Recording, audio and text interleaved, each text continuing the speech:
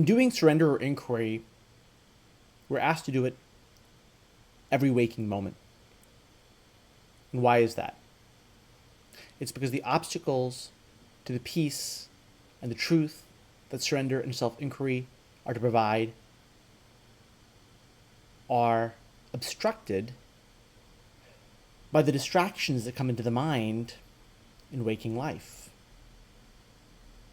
And those obstructions need to be fed into the wood chipper of self-inquiry or surrender in order to lose their potency.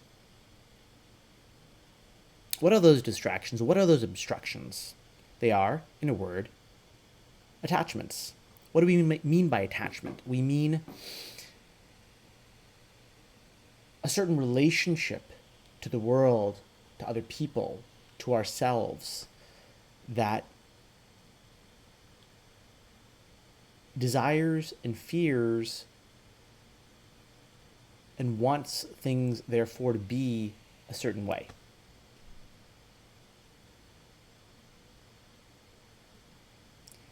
And those desires and fears come from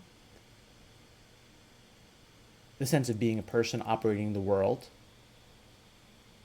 identifying with the mind and the body, of feeling like a decision-making, doing person,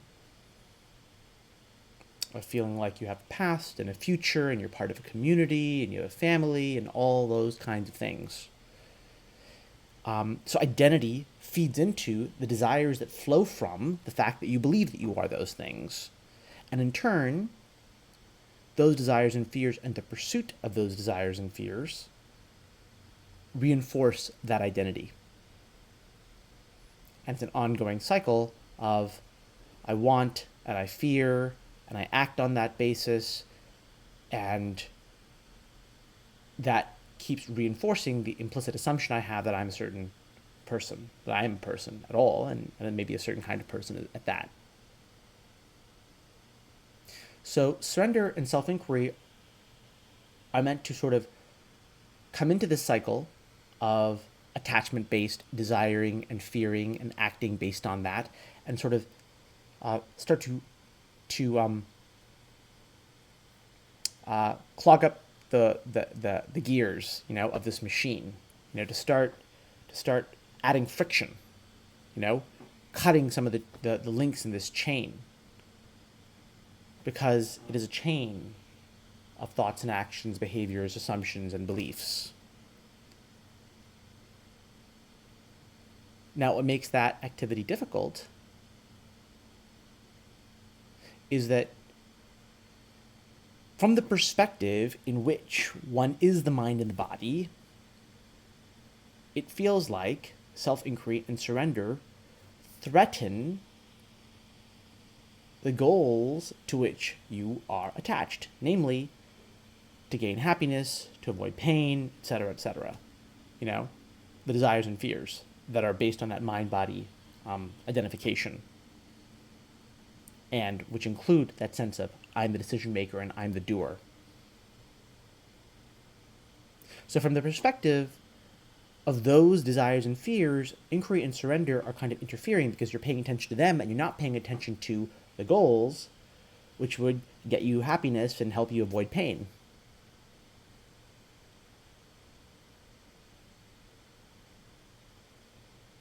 The more attached you are to those goals, the more difficult inquiry is. But at the same time, inquiry or surrender can be used to pierce those attachments if they can be used. To the extent they can be used, they can take a thought like, I really want this, or I really fear this outcome, and subject it, let's say, to inquiry. Who has this thought? Or to surrender, to ignore and relax. And that starts to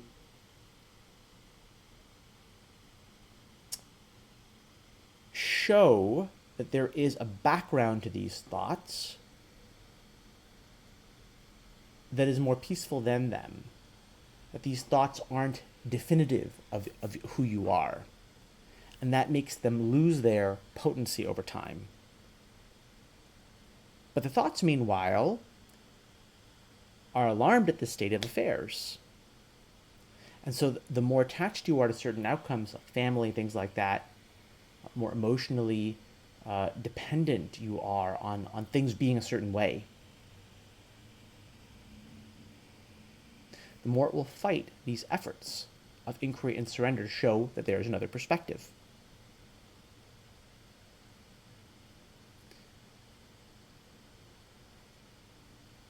And there are a few possible responses that can be taken to these attachments.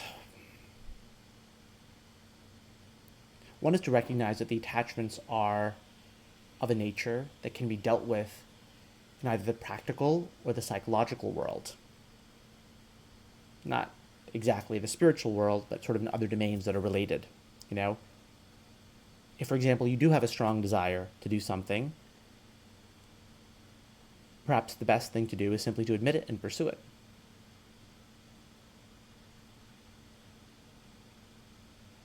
And if you are to do that,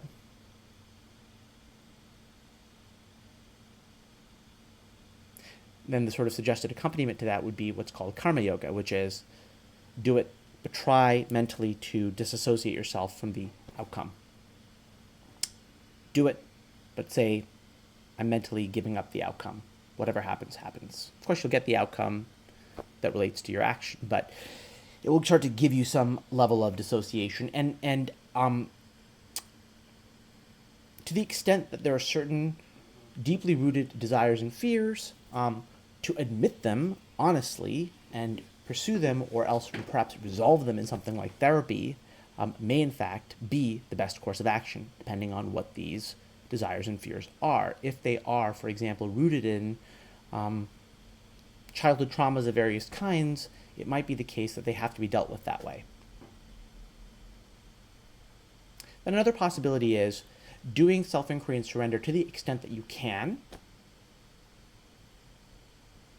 even if it isn't nearly as much as you would like, will in itself, even the little bit you do, will start to create pockets of peace of mind.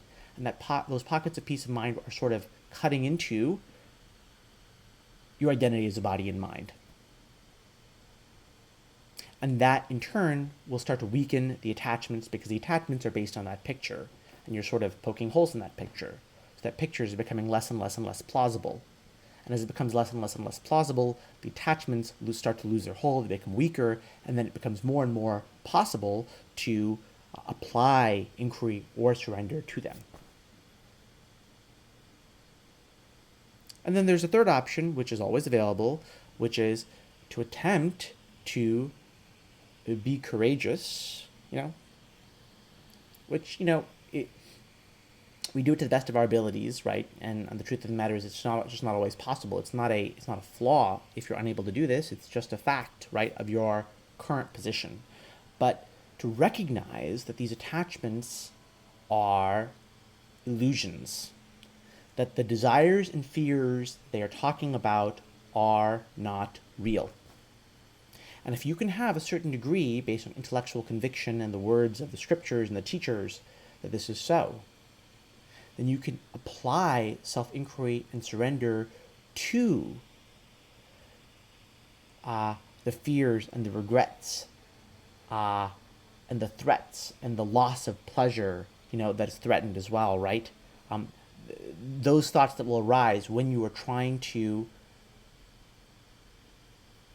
view your usual thoughts at a distance, right? If you try, for example, when you're doing something important to do self-inquiry or surrender, the thoughts are going to say, you're going to screw this up. You're going to hurt yourself, right? And they'll threaten you. If you can, what you want to do is you want to subject those very threats to self-inquiry or surrender, because that will neutralize them. The ability to subject these obstructive thoughts I just can't do self-inquiry and surrender while I'm doing this or doing that, right? To recognize that the reason it feels like you can't do those things is because of your attachment to the results that are related to those actions. And and your attachment to those results depends on the identity. So it's critical to recognize that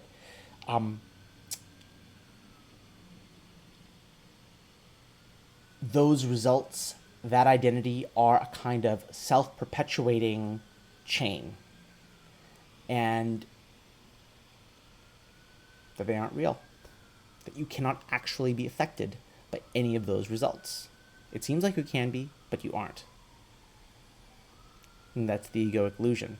So if you want to try to cut into those attachments, you have to recognize the way that they stay in power is by having you buy into their view of reality. They're telling you the world is real, results are real, desires and fears respect real objects, and you can do something about it. And if you do self-inquiry or surrender, you're distracting yourself from them, and you won't get truly valuable objects, or to avoid truly awful outcomes. But the idea that you are in fact an experiencer, the idea that you are in fact a doer and decision maker, all of these are in fact illusions. The truth is, of course, you can't know this 100% just intellectually. There's a certain degree to which you will have to challenge, if you want, these thoughts based on, for lack of a better word, a well-educated faith. The faith of the scriptures, the faith of the teachers, and the faith of something within yourself that knows deep down what the truth is. And that all that seems important is not in fact as important as it seems to be. Attachments generate distractions. Distractions are what are keeping you from your birthright of truth and peace.